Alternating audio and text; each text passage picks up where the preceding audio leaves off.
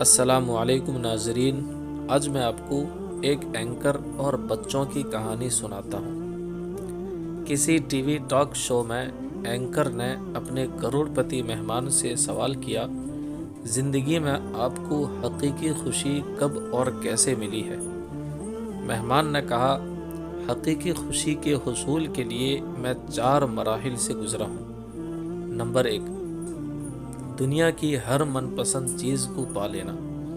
Number 2، دنیا کی مہنگی سے مہنگی چیز حاصل کرنا، لیکن میں نے دیکھا کہ ایسی ہر چیز کی تاثیر وقتی ہے۔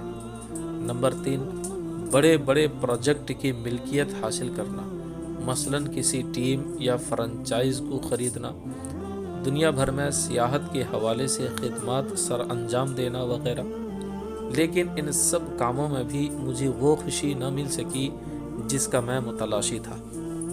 نمبر 4، مجھ سے ایک دوست نے کہا کہ میں کچھ معذور بچوں کے لیے ویل چیئر خریدنے میں مدد کروں۔ میں نے فوراً دوستی کی بات مان لی کہ میں ضرور اس کار خیر میں حصہ لوں گا۔ دوست نے اصرار کیا کہ میں اس کے ساتھ جاؤں اور بچوں کو یہ تحفہ بذات خود پیش کروں۔ میں نے بچوں کے چہرے پر انتہائی خوشی دیکھی۔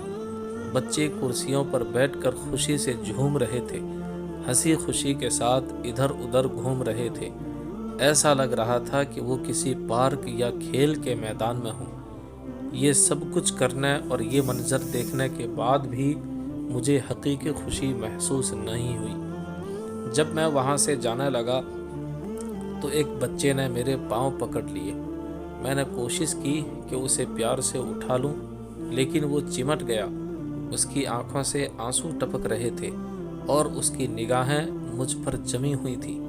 میں نے نیچے جھک کر اس سے پیار بھرے انداز میں پوچھا، بیٹا کسی اور چیز کی ضرورت ہے تو مجھے بتا دیجئے۔ اس بچے نے جو جواب دیا، اسی جواب نے مجھے حقیقی خوشی سے روشناس کرایا۔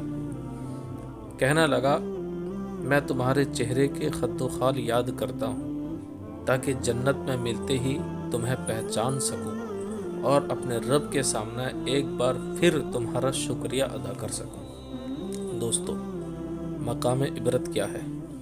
کوشش کریں کہ ہمیشہ ان لوگوں میں آپ کا شمار ہو جن سے ملنے کی تمنا قیامت والے دن بھی لوگ کریں، تاکہ وہاں رب کے حضور بھی ان کا شکریہ ادا کریں۔ ان لوگوں میں سے نہ ہوں جن سے قیامت والے دن بھی لوگ جھگڑا کرنے کی تمنا کریں اور ان سے بدلہ لینے کے لیے قیامت کا انتظار کریں۔ تو دوستو، کہانی کیسی لگی؟ اگر کہانی اچھی لگی تو لائک کریں، کامنٹ کریں، شیئر کریں اور ایسے ہی اچھی کہانیوں کے لیے ہمارے چینل کو سبسکرائب کریں۔